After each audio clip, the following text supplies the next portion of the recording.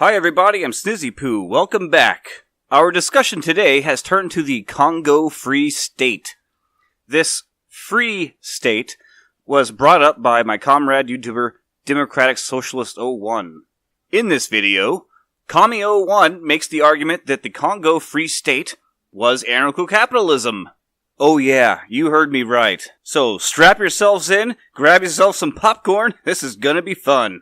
Hello everyone, this is my second video on that absurd ideology known as anarcho-capitalism. In my first video, I said it was an oxymoron. I still hold that view, but I think I have found a historic example of the closest thing to an anarcho-capitalist society. The Congo Free State, which was considered to be the private property of Leopold II of Belgium. Ooh, I love satire! Next to, Hitler the Communist. I must make it clear that the Congo Free State was not a Belgian colony.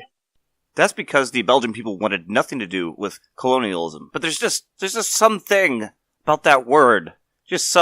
What is colonialism? I must have missed the part in Rothbard's For a New Liberty on colonialism. Hey guys, pack it up!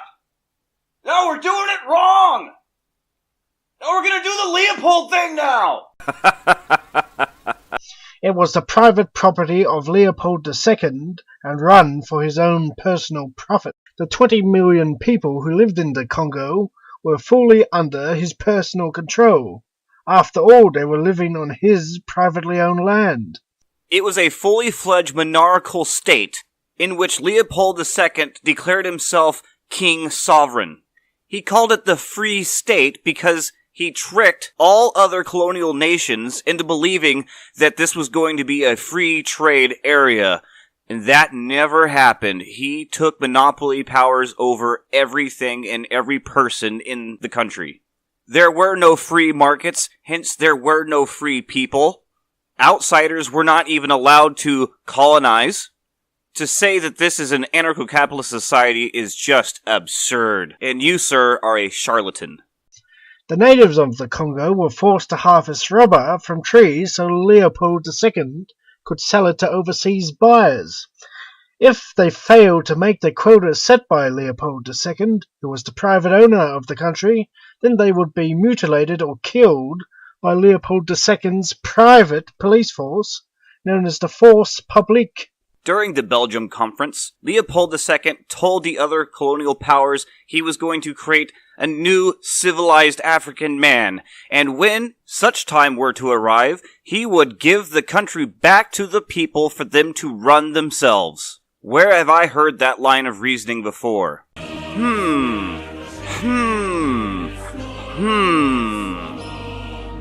The way it looks to me is old Linen Boy was pulling a Leopold. Hey, I got an idea. Let's do a comparison chart, shall we?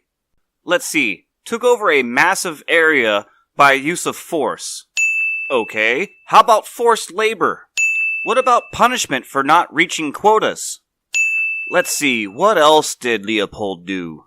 Oh, that's right. He tricked the local people into thinking he was going to make their lives better, but instead killed millions of people.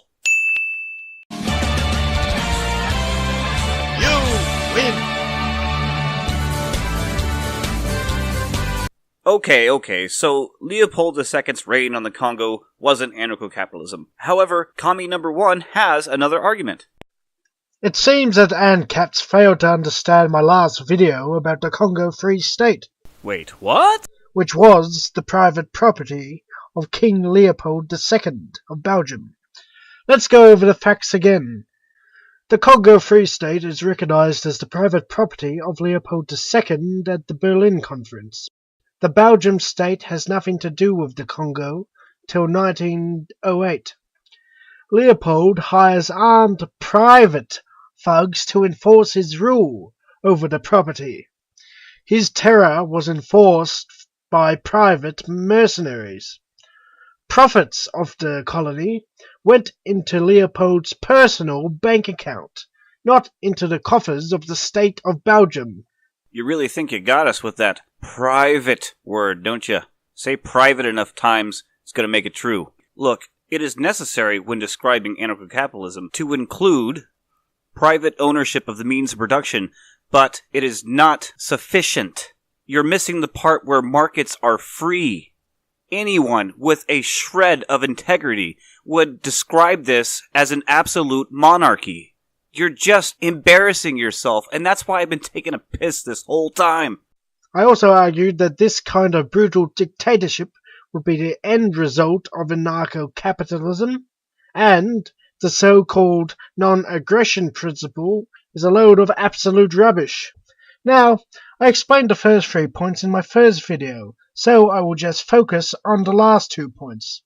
In an anarcho-capitalist society, the person who owns the greatest amount of wealth would be able to enforce his rule over everyone else.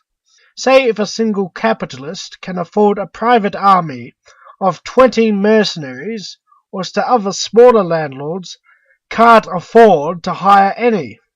What stops the capitalist who owns the private army from seizing the land and enslaving the other smaller landlords and their families? You know, there's some things about this story that you have left out. King Leopold's colonial venture was in the red.